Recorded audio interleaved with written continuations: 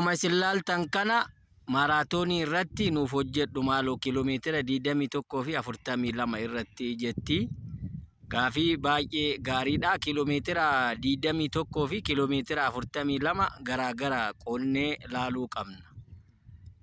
Humni qophaa'insa isaa garaagarummaa qaba waan ta'eef kiiloomeetira 21 wanti hojjennu ji'atti yeroo 2 haga ji'a 3 hojjechuu qabna. Torbanitti guyyaa jalqabaa fiigicha salphaa kiiloomeetira 6 haga kiiloomeetira 10 haga kiiloomeetira 12.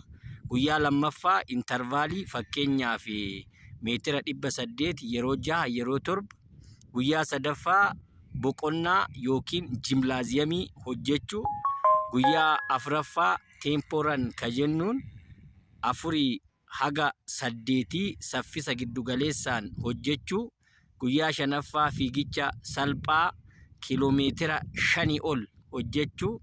Guyyaa ja'affaa kiiloomeetira 10 haga kiiloomeetira 20 suuta jedhanii hojjechuu. Guyyaa torbaffaa boqonnaa guutuu godhachuudha. Dandeettii obsaa yookaan induraansii saffisa giddugaleessaa sirriitti cimsuun baay'ee gaariidha.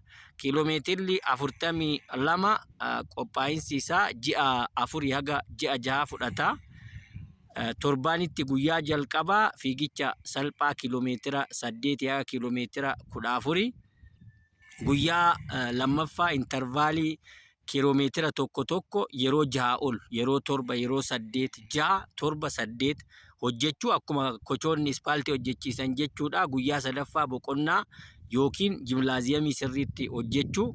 Guyyaa afuraffaa teemporan kiiloomeetira 8 haga kiiloomeetira 13 hojjechuu. Guyyaa shanaffaa fiigicha salphaa kiiloomeetira 6 haga kiiloomeetira 12. Guyyaa ja'affaa kiiloomeetira 20 haga 35 hojjechuu. Guyyaa torbaffaa boqonnaa gaarii godhachuun baay'ee gaariidha. Kaayyoon isaa obsa cimaa induraansii jabaa qabaachuu fi qaamaa fi sammuu wanta dheeraadhaaf qopheessuun baay'ee gaariidha. Nyaataa fi tajaajila bishaanii sirriitti fayyadamuu. Fakkeenyaaf nyaata kaarboohayidireetii kana jechuun biddeena, baaqelaa, paastaa, ruuzii wantoota akkasii isiniin beektanii pirootiinii ka akka foonii, ka akka hanqaaquu, ka akka shumburaa kanneen fayyadamuu. Hirriba gahaa sa'aatii 7 haga 9 fayyadamuu.